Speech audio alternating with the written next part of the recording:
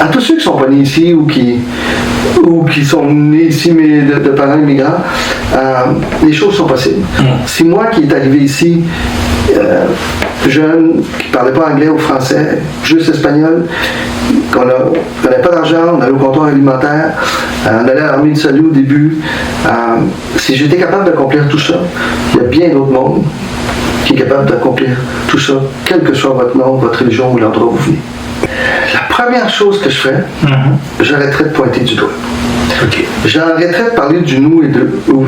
Nous sommes un, nous sommes tous des Québécois. La seconde que vous arrivez ici, vous choisissez le Québec, vous êtes Québécois, vous faites partie du Québec. Un jour, j'étais à la réunion du cabinet, j'étais avec le Premier ministre du Canada, et on vient me murmurer à l'oreille que M. Legault a dit que l'immigration était une menace. Je suis sorti de la réunion du cabinet et je suis allé parler aux médias. Et je leur ai dit, moi je suis une menace. Je suis arrivé ici, j'avais 8 ans. Vous l'avez pris personnel? Je l'ai pris très personnel. Je ne parlais pas français ou anglais. Aujourd'hui, je suis ministre d'un pays du G7. Je contribue à la société. Je suis une menace. Mes parents qui sont arrivés ici, on a tout perdu. Ils faisaient le ménage dans les maisons. J'allais les aider à nettoyer les maisons. On fait leur équivalence doctorat professeur à l'Université de Sherbrooke pendant 20 ans. Est-ce qu'eux sont une menace?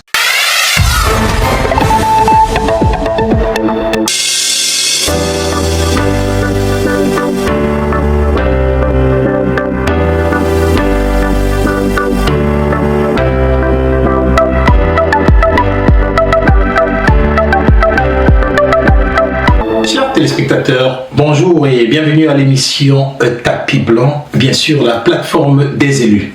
Aujourd'hui, nous avons l'immense plaisir, je dirais même l'honneur de recevoir un élu et pas n'importe lequel. Il est arrivé au Canada très jeune, comme un immigrant aussi, et il a su gravir les échelons de la politique fédérale pour devenir une voix influente. Il a fait déjà près de 21 années en politique.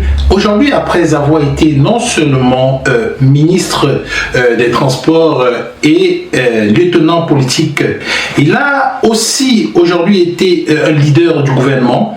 Il a en plus occupé des fonctions de premier plan. Mais aujourd'hui, nous le recevons comme le candidat qui brigue la tête du Parti libéral du Québec.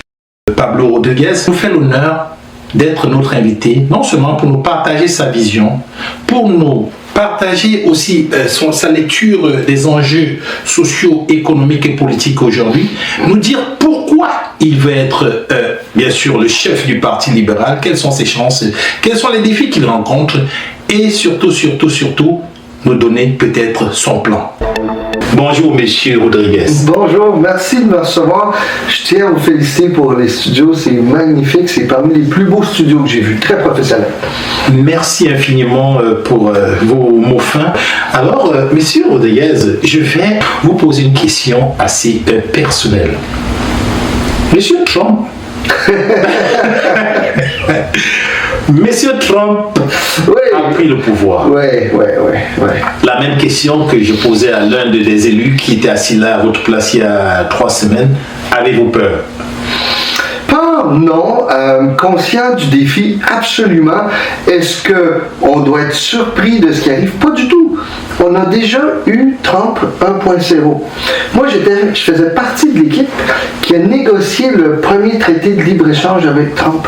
Je me suis rendu compte à quel point il était complexe, difficile, souvent, très souvent imprévisible, hargneux, trop souvent. Vous l'avez rencontré? Non, moi je ne l'ai pas rencontré. J'étais ministre de la Culture et M. Trump voulait abolir, éliminer toutes nos barrières de protection culturelle, ce qui aurait été un désastre pour le Canada et en particulier pour le Québec parce qu'on a besoin de ces barrières-là pour protéger notre identité et notre langue. Donc j'ai travaillé, je me suis tenu debout, on s'est tenu debout et on a gagné notre point de vue. Maintenant, Trump arrive avec ses menaces, il dit qu'il les reporte d'1 mois, mais ne soyons pas durs. Il peut faire n'importe quoi, n'importe quand. Il peut changer d'idée d'un matin, il peut décider que dans 6 mois il met des tarifs, il peut décider d'un paquet de trucs. Alors, apprenons du passé et du présent, adaptons-nous dès maintenant, faisons fi de ce qu'il va décider. Donc, dès maintenant, prévoyons d'une certaine façon le pire, c'est-à-dire diversifier notre économie. Vous savez, au Québec, 75 à 77% de ce qu'on importe va aux États-Unis. C'est 87 milliards par année. En deuxième place, la Chine, 4 milliards. C'est tout. Troisième, la France, malgré les liens économiques d'amitié, souvent de famille, 2 milliards. Et à peu près rien d'autre d'égrenaille en Europe. Alors que le Canada, dont on fait partie, est le seul pays du G7 qui a un accord de libre-échange avec tous les autres pays du G7. On a un accord avec la communauté européenne, on a un accord avec l'Angleterre et la région Indo-Pacifique qui représente des centaines de millions de consommateurs potentiels. Donc, on a cette obligation de travailler à la diversification et aussi de faire tomber certaines barrières tarifaires au Canada. Oui, je comprends très bien. Donc, votre réponse serait par rapport à la question directe que j'ai posée. Avez-vous peur? Non, je n'ai pas. Parce que vous avez bien développé, mais je veux juste une réponse. C'est tout. C'est une question fermée. Non, j'ai pas peur. Bon, c'était une question fermée. Non, mais en fait, j'ai pas souvent peur.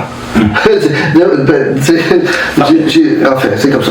Alors, Monsieur Rodriguez, on est dans le cadre du mois de l'histoire des Noirs, on est en février, et on sait que pendant le mois de l'histoire des Noirs, généralement, on met en lumière la contribution des communautés noires ici au Canada.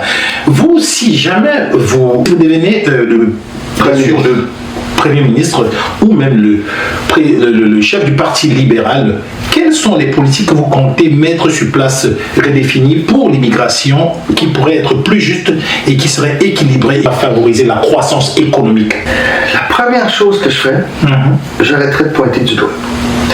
J'arrêterai de parler du nous et de où. Nous sommes nous sommes tous des Québécois. La seconde que vous arrivez ici, vous choisissez le Québec, vous êtes Québécois, vous faites partie du Québec. Un jour, j'étais en réunion du cabinet, j'étais avec le Premier ministre du Canada, et on vient me murmurer à l'oreille que M. Legault a dit que l'immigration était une menace. Je suis sorti de la réunion du cabinet et je suis allé parler aux médias. Et je leur ai dit, moi je suis une menace. Je suis arrivé ici, j'avais 8 ans. Vous l'avez pris personnel? Je l'ai pris très personnel. Je ne parlais pas français ou anglais. Aujourd'hui, je suis ministre d'un pays du G7. Je contribue à la société. Je suis une menace.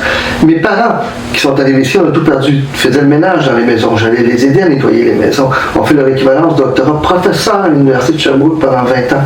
Est-ce qu'eux sont une menace? Vous, des milliers d'autres personnes qui viennent de partout à travers le monde pour bâtir le Québec moderne, il faut changer cette façon de voir les choses. Nous sommes Québécois. Il n'y a qu'un seul type de Québécois. Un Québécois, c'est un Québécois. C'est un Québécois. Point. Et le mois de l'histoire de Noir vient reconnaître l'apport de la communauté noire qui est énorme. Je ne sais pas si vous avez eu la chance d'aller à Halifax, mais les premiers membres de la communauté noire se sont établis là-bas, ils ont bâti la ville, il y a même un musée qui leur est dédié, il y a même une secteur de la ville qui s'appelle Afriqueville qui est là-bas. Et l'histoire des Noirs au Canada, c'est notre histoire à nous tous, c'est l'histoire du Canada. Donc ça fait que vous redéfinirez complètement la politique d'immigration. C'est-à-dire que je la verrais comme un apport très positif. Maintenant, il faut être réaliste au niveau des chiffres aussi, regarder ce qui est possible, parce qu'il ne faut pas faire de vagues promesses, dire aux gens, venez ici, tout est facile, c'est pas vrai. Les choses sont possibles par contre, contrairement lorsqu'on immigre à d'autres pays. Ici, les choses ne sont pas nécessairement faciles, souvent difficiles, mais lorsqu'on a du corps, du courage et que l'on veut, on peut chez nous. Alors, il faut s'assurer d'avoir le bon nombre d'immigrants pour qu'on puisse avoir des services de qualité et qu'ils soient bien accueillis et ils se sentent chez eux.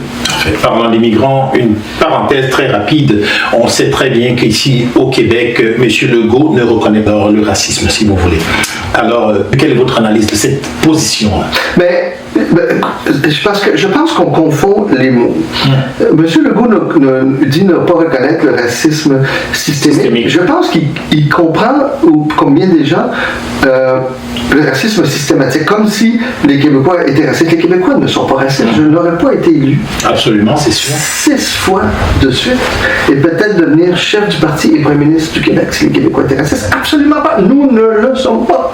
Nous ne le sommes pas comme société. Est-ce qu'il y a des des gens, est-ce qu'il y a du racisme chez nous? Oui, il y en a quelques-uns ici. Le racisme systémique. Le racisme systémique existe, mais c'est pas, on ne parle pas ici de la population, c'est dans le système. Absolument. Lorsqu'on répète quelque chose, ça donne le même résultat. Okay. Ça, oui, mais c'est pas le racisme de la population. Les Québécois social, racisme social. Pas raciste. La façon dont vous avez été accueillis, est-ce qu'il y a des défis pour l'immigration de s'intégrer? Absolument. Mais moi, je dirais que les Québécois, on est très, très accueillants. Et moi, en fait, j'aimerais savoir comment est-ce que vous comptez, si jamais vous êtes bien sûr élu, comment vous comptez rassurer les Québécois et soutenir bien sûr les entreprises si jamais vous êtes élu? Je pense que le Québec a un potentiel extraordinaire qu'on développe. Et nos entrepreneurs, beaucoup d'entre eux veulent investir, mais ils ne trouvent pas que le climat est nécessairement bon. Il faut créer un bon climat pour l'investissement chez nous. Il faut miser sur nos PME. C'est le cas, c'est les poumons de l'économie québécoise. Je veux bien qu'on donne un coup de pouce stratégique parfois à des multinationales parce qu'elles peuvent créer une chaîne d'approvisionnement, donc avoir plusieurs fournisseurs de PME québécois. Mais il faut investir chez nous. Il faut développer la recherche et développement, essayer le plus possible de garder la propriété intellectuelle parce que c'est une valeur incroyable. Utiliser l'intelligence artificielle de façon positive, c'est des défis, mais en même temps, on peut faire beaucoup de choses avec ça. Et diversifier nos marchés également, comme je le disais tantôt, nous sommes trop dépendants des Américains. Et que pensez-vous de nos liens avec l'Union européenne et la francophonie? Moi, j'ai participé, pour diverses raisons, à quelques sommets de la francophonie. Je pense que c'est un atout considérable de faire partie de la francophonie. Et le Canada a l'avantage de faire partie à la fois de la francophonie et du Commonwealth. On a des amis un peu partout. Alors, maximisons ces liens de proximité et d'amitié, dans le cas du Québec, avec la France en particulier, où il y a une histoire commune qui se rejoint, et avec une immigration importante de gens qui viennent ici, comme vous, qui parlent français, qui ne viennent pas nécessairement de la France, mais qui viennent de cette grande francophonie-là, à l'intérieur duquel le Québec et le Canada est bien perçu. Et parlant Québec et Canada, tout à l'heure vous l'avez dit de vos propres mots, on dépend beaucoup des États-Unis. Pourquoi selon vous, qu'est-ce qui freine qu'on puisse vraiment créer cette relation très proche avec l'Afrique où il y a quand même beaucoup de ressources qui pourraient éventuellement venir comme endiguer les différentes situations qu'on rencontre ici? Est-ce que vous avez pensé à ça en tant que peut-être futur? J'ai pensé beaucoup, j'étais en Afrique plusieurs fois, j'étais en Amérique latine, évidemment plusieurs fois je suis né là-bas, et en Europe également, même en Asie. Il y a un potentiel considérable un peu partout à travers le monde. Le problème, en fait, le défi, c'est que c'est la facilité de vendre aux Américains. Nous sommes collés sur eux. Ils ont beaucoup d'argent, donc on peut acheter nos produits. Notre culture commune n'est pas si loin que ça. On n'est pas des Américains, je suis bien content, mais de façon générale, on peut se rejoindre, surtout l'ouest du pays. Alors, trop souvent, c'est un réflexe humain de dire je peux écouler à peu près tout ce que j'ai de façon très simple, pourquoi je me casserais la tête? Alors que moi je dis non, je comprends ce réflexe-là, mais en même temps, c'est extrêmement vulnérable. C'est comme une entreprise qui a un ou deux clients et pas un ou ces deux-là, c'est fini. Alors diversifions, il y a des marchés intéressants en Afrique, il y a des économies émergentes, l'Amérique latine c'est la même chose, il y a des liens naturels avec certains de ces pays, profitons-en. Donc il y a des chances que si vous êtes élu Premier ministre, vous intensifiez les relations avec... Absolument, moi je veux faire des missions commerciale du Québec dans divers pays, incluant l'Afrique, absolument. Parlons de votre candidature à la tête du parti. Oui. Qu'est-ce qui motive bien sûr cela? Parce que ça fait 21 années quand même que vous êtes en politique et vous venez de démissionner comme ministre pour pouvoir vous libérer selon bien sûr les règles et vous lancer. Qu'est-ce qui vous motive? Quels sont vos atouts et selon vous, quels sont vos défis? Bâtir un Québec moderne, bâtir un Québec pour tous. Et Il faut comprendre que moi, j'ai commencé au Parti libéral du Québec. J'ai commencé au provincial. Peu de gens le savent. Par la suite, je suis passé au fédéral où, vous l'avez mentionné, j'ai été ministre du patrimoine, ministre des Transports, leader du gouvernement, lieutenant du Québec, comité des priorités, tout ça. Et je dois avouer que c'est pas facile non plus de quitter ça et de démissionner. Vous savez, le 19 septembre, j'ai traversé le pont entre Ottawa, symboliquement. J'ai traversé avec ma conjointe, ma fille, le pont symboliquement pour dire je quitte Ottawa, je rentre chez nous, je rentre à la maison. Et ce jour-là, j'ai démissionné comme ministre des Transports. J'ai démissionné comme lieutenant. Mais c'est pas rien. C'est un privilège, un honneur d'occuper certaines fonctions les plus hautes au Canada. Et je vous dirais, en particulier lorsqu'on est né ici, et comme dans mon cas, je ne parlais ni anglais, ni français, aucun des deux.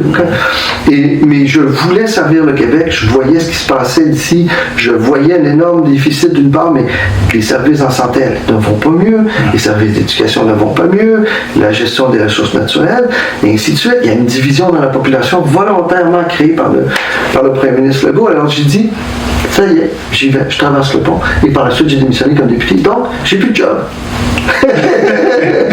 Vous n'avez plus de job comme le Premier ministre, M. Trudeau, dans quelques semaines, jours, mois. Oui, mais pour l'instant, il est encore Premier ministre et député. Moi, j'ai plus de job. Actuellement, vous avez quand même passé 9-10 années avec lui. Vous savez, aujourd'hui, on vous attache à tous ces faits d'armes, donc négatifs, à savoir la dette qui est passée, qui a doublé, et aussi le bilan de M. Tout d'abord, je ne renierai jamais mon passé. Je suis extrêmement fier d'avoir occupé certains des portefeuilles les plus importants au sein du gouvernement du Canada, pays du G7.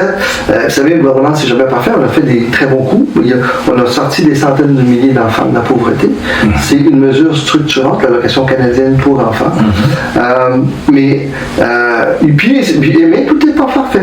Mais rappelons-nous, au niveau de l'endettement, que lors de la pandémie, 8 $ sur 10 venaient du fédéral. Donc, si vous prenez toutes les provinces, les territoires, les villes et le fédéral, si vous prenez l'ensemble des dollars investis, 8 $ sur 10 vient d'Ottawa. Si ça n'avait pas été le cas, c'est les provinces qui avaient une dette beaucoup plus grande, un déficit beaucoup plus grand. Donc, vous ne regrettez pas cela? Non, est-ce qu'il y a des choses que j'aurais fait différemment? Peut-être. À l'époque, je pense qu'on a pointé du doigt nous-mêmes à l'égard des personnes qui pensaient différemment sur la vaccination, mais c'était fait de bonne foi pour protéger la population. Vous savez, lorsqu'on prend des décisions comme celle-là, on y voit nos meilleures, nos capacités, nos connaissances. Donc, moi, je me rappelle, j'étais assis à côté du Premier ministre la première fois que j'ai vu le Dr Tam. Vous vous rappelez le Dr Tam? Eh bien, et il y a cette madame qui rentre dans la pièce et on se regarde tous et on dit, mais c'est qui elle? Et puis là, il vient nous parler, puis la fameuse courbe, et tout. Mais là, nous, on est autour de la table. Le cabinet, le gouvernement du Canada, et on doit prendre des décisions là-dessus. Alors, on a fait des bons coups, on a fait des erreurs, mais toujours de bonne foi dans le but d'aider la population. L'électorat, vos atouts, c'est quoi? Vos atouts? Moi? Vos atouts pour gagner cette élection-là? Rassembleur. Et expérience. Rassembleur et expérience. Et beaucoup de cœur au ventre. Vous savez, comme rassembleur, par exemple, actuellement, il y a beaucoup de jeunes libéraux. Le président des jeunes libéraux vient de quitter ses fonctions pour joindre ma campagne. Il y a des jeunes libéraux un peu partout. Il y avait un candidat, Frédéric Beauchemin, qui est député à l'Assemblée nationale, responsable du dossier des finances, qui a quitté la campagne. Pour vous rejoindre. Pour me rejoindre. Il y a 5 députés qui m'appuient actuellement. Il y a des présidents dans toutes les régions du Québec. Donc, j'ai cette capacité de rassembler. L'autre chose, l'expérience. Vous savez, on risque d'être à l'élection rapidement. Et vous voulez un chef qui a cette expérience-là. Moi, j'ai dirigé les campagnes électorales du Parti libéral du Canada au Québec les 3 dernières élections. En 2015, en 2019 et en 2021.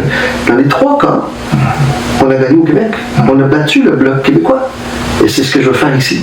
Venir ici, battre le gouvernement Legault, s'assurer qu'on bat aussi le Parti québécois, qu'il n'y a pas de référendum et qu'on construit un Québec prospère pour tous. Est-ce que c'est ça votre plan pour... Mon plan est basé, je vous dirais... Parce que beaucoup de nos téléspectateurs m'ont demandé, c'est quoi son... Ah, mais je peux... Si vous avez une heure de plus... Non, pas une heure. La quintessence, c'est juste 2-3 mots. Il y a des principes de base pour moi qui sont incontournables. La croissance économique. Si on veut améliorer notre qualité de vie, si on veut des programmes sociaux, juste, si on veut... Alors, ça prend de la croissance économique. 2, Deuxième principe, la dignité humaine. Si quelqu'un a besoin de soins de santé, qu'il ait accès à ces soins de santé. Et 3, équité régionale. Parce qu'on a les grands centres, on a Montréal, on a Québec, mais les régions souvent se sentent abandonnées. Il faut trouver une façon de les ramener autour de la table. Ok. Donc, d'une manière ou d'une autre, c'est vraiment l'équité et le bon sens qui vous guide. Oui, et la croissance économique. La croissance économique. Oui. Et selon vous, les autres candidats, ouais. Quant aux autres candidats, qu'est-ce que vous en pensez? C'est des gens que je connais depuis très longtemps. Moi, je dirais jamais un mot contre l'un ou l'autre d'entre eux. Dans certains cas, je le connais depuis 30 ans, d'autres cas 10 ans, l'autre cas 25 ans. C'est du monde qui est là parce qu'ils croient à certaines choses, veulent faire une différence. Et l'important, c'est de travailler ensemble. Aujourd'hui, quelqu'un me demandait quelle est la première chose que vous allez faire au lendemain de votre victoire comme chef. La première chose que je fais, c'est que je réunis les autres candidats dans la même pièce pour voir comment on peut travailler ensemble pour bâtir un Québec moderne. Vous êtes un immigrant qui est aujourd'hui un Québécois qui va être certainement, selon les élections, peut-être le Premier ministre du Québec. Ouais. Quelle est votre lecture, quelle est votre analyse de l'électorat des communautés culturelles?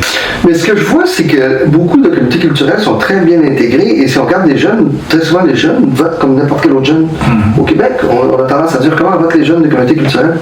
Moi, ce que je vois, beaucoup votent comme n'importe quel jeune. Ils ont les mêmes espoirs, les mêmes aspirations. Pouvoir étudier, pouvoir avoir une carrière, un jour avoir une famille, pouvoir acheter une maison. Il n'y a rien qui diffère dans ce niveau-là. Je pense que pour les communautés culturelles, peut-être d'avoir quelqu'un qui lui-même est issu d'une communauté culturelle. Je suis latino-américain à l'origine, je suis argentin. Très fier d'être champion du monde au foot. L'Argentine.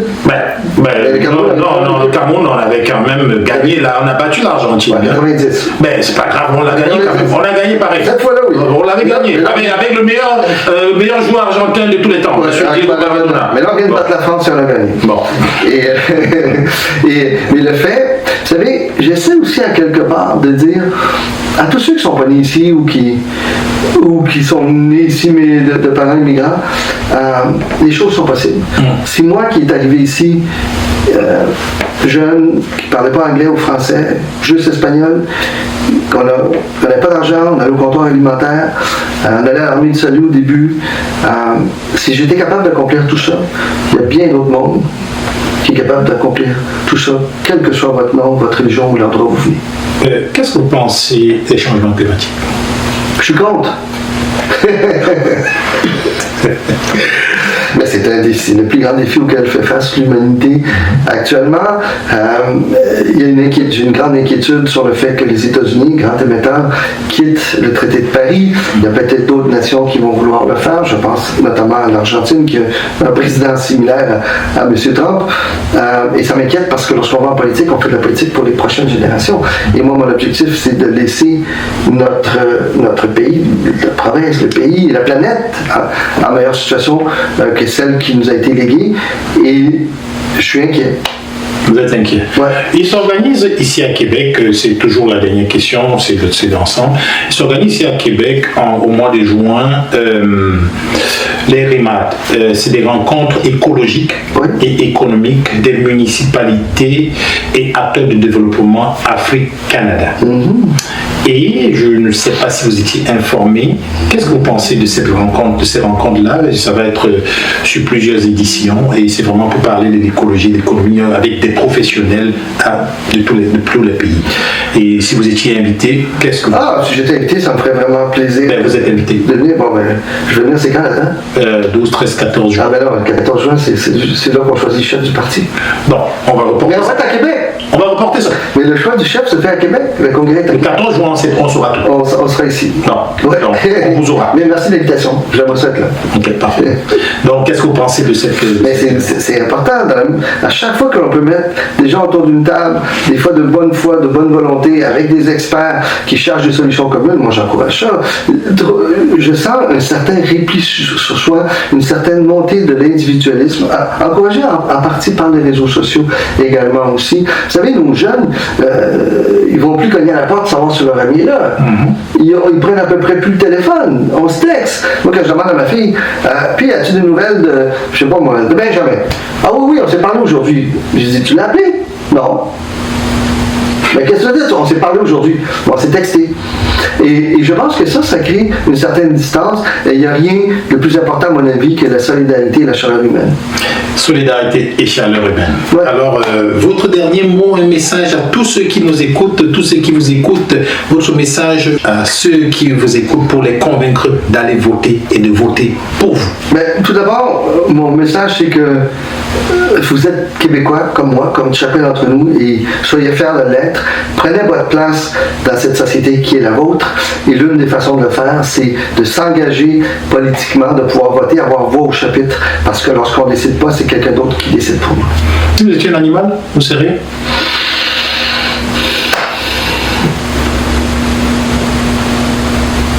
Peut-être un cheval pour courir librement et rapidement. Un cheval. Ouais. Un cheval. Et vous? Moi? Ouais. Un lion. Oh! Un lion. Ah, ben, j'irai pas proche de vous. Hein. Ouais. Écoutez, le cheval et le lion, c'est deux puissances différentes. Ouais, c'est vrai. Fait que c'est toujours la puissance et certainement la rigueur. Alors, merci infiniment d'avoir pris de votre temps pour venir répondre à notre question. Merci encore une fois, merci de l'invitation, merci du temps que vous m'avez accordé. Félicitations pour ce que vous faites et je suis tout cœur avec vous. En espérant que vous allez pouvoir, après cette entrevue, changer l'idée si vous n'aviez pas encore pris votre carte ou si vous n'avez pas encore décidé de voter et que vous allez aller voter. Nous vous invitons fortement à le faire si vous étiez encore en train d'hésiter, car c'est important. Votre décision peut changer la donne. Allez voter, quelle que soit la personne que vous choisirez. En espérant vous avoir nombreux encore pour la prochaine émission, nous vous souhaitons une bonne fin de journée. Prenez la décision citoyenne, allez voter. C'était Florent Léal pour Diaspora Interaction, le média de la diaspora au Canada. Nous vous souhaitons une bonne journée. Bye bye.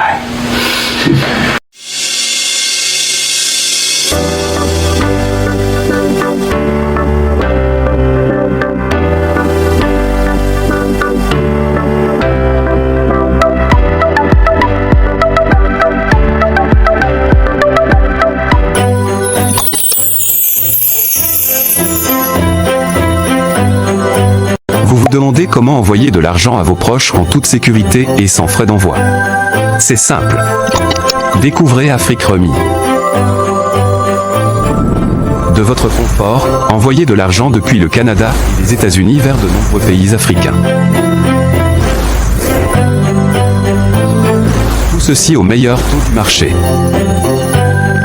Utilisez nos différents services, tels que envoi d'argent par Mobile Money, Express Union ou encore faire un dépôt bancaire. Vous pouvez également régler vos factures d'électricité, d'eau et de télévision via notre plateforme. Ce n'est pas tout. Rechargez votre carte prépayée UBA et effectuez un virement bancaire à partir de notre application. Nos agences sont ouvertes 24 heures sur 7 et les retraits sont gratuits. Aussi, vos retraits dans les GAP UBA avec votre carte prépayée sont gratuits. Parce que nous sommes entièrement réglementés par le Centre d'analyse des opérations et déclarations financières du Canada. Vous pouvez être assuré que vous êtes en toute sécurité et que toutes vos opérations sont prises en charge. Vous n'avez plus besoin d'attendre. Allez-y et téléchargez l'application depuis Play Store et Apple Store.